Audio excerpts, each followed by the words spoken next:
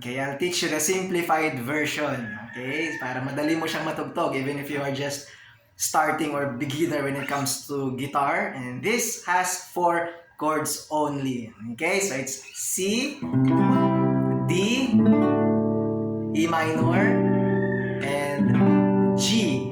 Okay, 4 chords and you can finish the song. Okay, let's go to the intro. Intro is E minor. When it comes to timing, mamaya may konting difference lang, but most of them is just 4 counts like 1, 2, 3, 4. Change chords. 1, 2, 3, 4. Yan. Yun po yung intro. It's E minor. 3, 4. And then G. 1, 2, 3, 4. Let's do it again. 3, 4. And then 1, 2, 3, 4. When it comes to strumming, if you're comfortable doing the basic, down, down, up, up, down, down, you can do that. Or you can also do plucking kung saan po kayo comfortable. Okay, but for this tutorial, I'll do plucking. Okay, some of it are strumming. Okay, so just to show it to you. Alright, so you start po by, so intro, E minor, and then G. And then pwede na mag-start all these pieces. Yan, same po. 4 counts, and then G. Scattered in mercy. E minor again. Mended and whole. Empty-handed. Same thing, E minor. But not forsaken. Ito na mag-iiba. I've been set free. D. I've been set. E minor. And then D. So, paano po yun? I've been set. Yung una, yung D. And then, I've been set. E minor. 2 counts. 1, 2. 1, 2. And then chorus. Amazing grace. Letter C.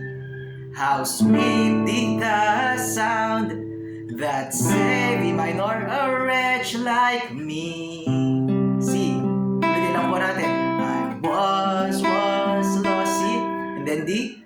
But now I'm found. Once blind, E minor, but now I see. Oh, I can see you. This time, this will be G. And then D. Oh, I can see the love in your eyes. Then C.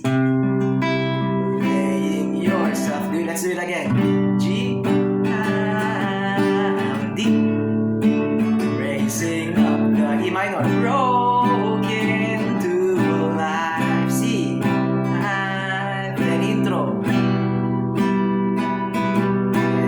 G. Then E minor. Then G again. Then you can start the second verse. You take our failure. Same thing. You take our weakness. Yun po. Same thing over and over again. And then chorus again.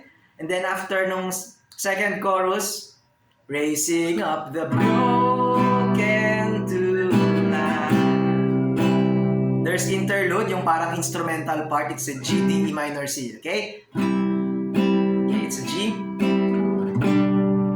Pwede nyo pong lagyan ng konting finger picking, like, and then D. And then let's do it again, this one. It's on the 5th. The first string, 5th fret. Ayan, dagdagan nyo lang po ng ganyan. So, it's G. And then D. Then let's do it again.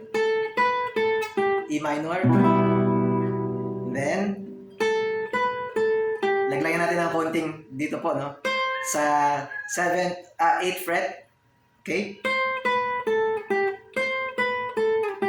Ayan, show it to you. D. E minor. Then, may ganun lang konti. Yan, hanggang sa pumasok na po ulit yung oh, I can see. Same chords naman po yun. I can see the love in your eyes. Yan, and you can finish the whole song. Alright, so thank you so much for watching and God bless you all.